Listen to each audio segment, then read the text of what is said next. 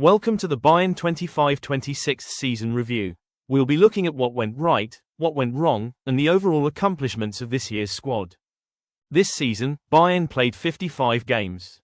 They won 46 games, drew 6, and lost 3. They scored 184 goals and conceded 62. They kept 17 clean sheets and made it to the Champions League semi-finals.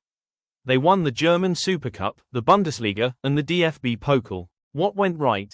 Bayern added 5 players to their squad in the summer transfer window: Luis Diaz, Jonathan Tah, Lennart Karl, Tom Bischoff, and Nicolas Jackson. Most of the signings ended up playing a crucial role in the season's success. Luis Diaz caused Bayern's attack to be the best in the world. He offered threat on the left side that Coman nor Sane could do in the past. His dribbling, work rate, finishing, as well as his deadly link-up with Kane and Olise transformed Bayern into an attacking machine. Jonathan Tah strengthened Bayern's defense even more. His great passing allowed Bayern to build out from the back with better efficiency. He also brought leadership, physicality, set-piece danger, and aerial dominance to Bayern's defense. Lennart Karl brought elite attacking threat off the bench.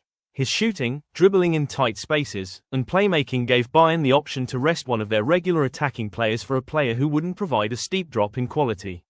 He also proved his talent on the big stages, scoring 4 goals in the Champions League, one being against Arsenal. Although Tom Bischoff rarely played at his natural position, he almost never disappointed with his performances. He showed his versatility, being able to be deployed as a central or attacking midfielder, a winger, or a fullback. Company was able to use Bischoff in all sorts of positions, making him very crucial to the squad. Nicolas Jackson was brought in to be a backup to Harry Kane. He put together a mixed bag of performances. His goal tally was 11, making him 4th highest in the squad, however his finishing was lackluster. He ultimately proved his worth being a player who could let Kane rest while still scoring goals. A few players in the squad were able to refine and drastically improve their skills from the previous season. Pavlovic was able to improve his physicality, passing accuracy, and defensive work rate to transform into one of Europe's best midfielders. He also experienced less injury troubles this season. Gnabry improved drastically this season. He went from being a sale candidate to a starter and key player. Gnabry's move to the attacking midfield position improved his attacking output since he didn't have to rely on his pace and relied more on his passing and shooting. He also developed elite chemistry with Kane, something Musiala was unable to do.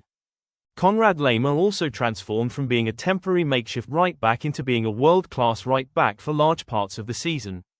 His constant pressing and energy helped him defensively, and his chemistry with Olise on the right side helped him offensively.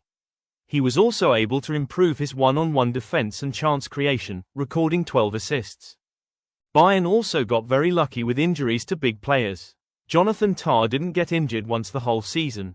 Upamecano only missed 2 games due to injury, which was a league game against a mid-table Augsburg side and a UCL League phase game against Pot 4 opponents USG. Pavlovic only missed 3 games, which included 2 league games against relegation side Heidenheim and mid-table side Union Berlin. He did miss 1 big game, however, being the German Super Cup against Stuttgart. Luis Diaz and Olise both sustained 0 injuries the whole season.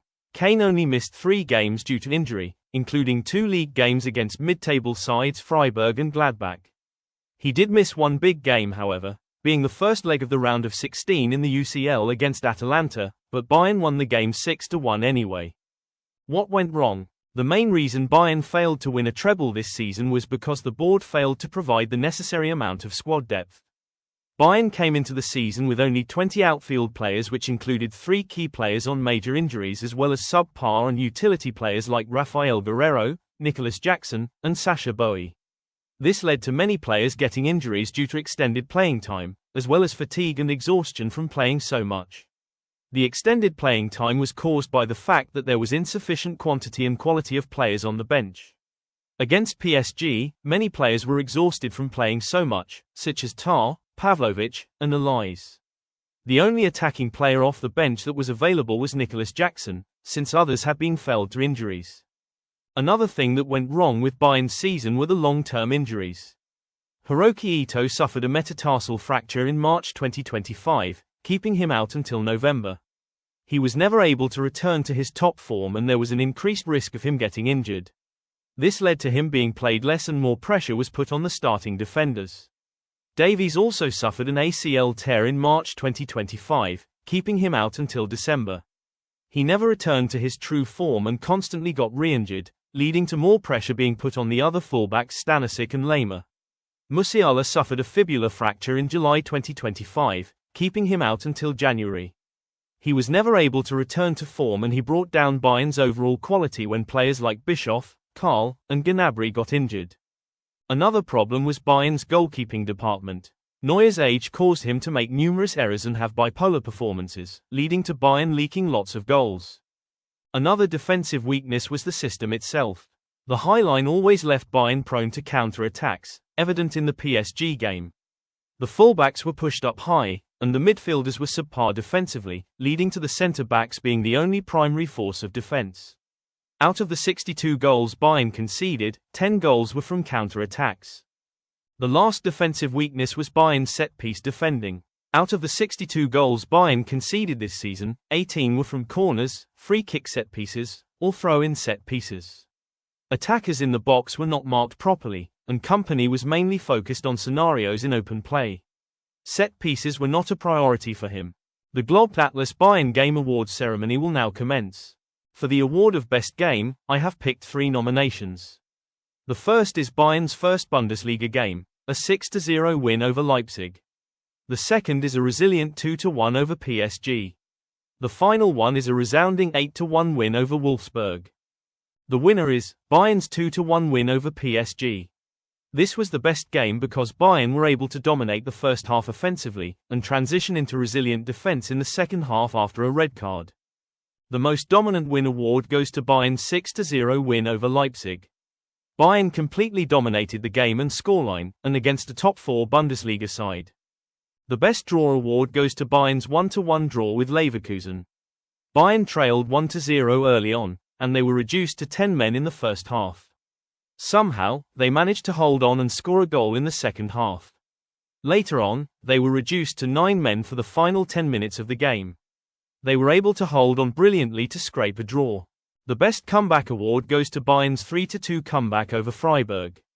Honorable mention goes to the 4-3 comeback over Mainz. However, this comeback was done in 20 minutes and against a much harder opponent. 2 outside-the-box goals and a dramatic late tap-in sealed the victory for Bayern in the 99th minute.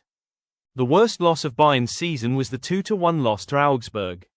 This was against an easy opponent, and lots of key players were unable to perform. Harry Kane and Luis Diaz were notably disappointing. The only goal came from a defender. Thanks for watching my season review for Bayern's 25-26 season.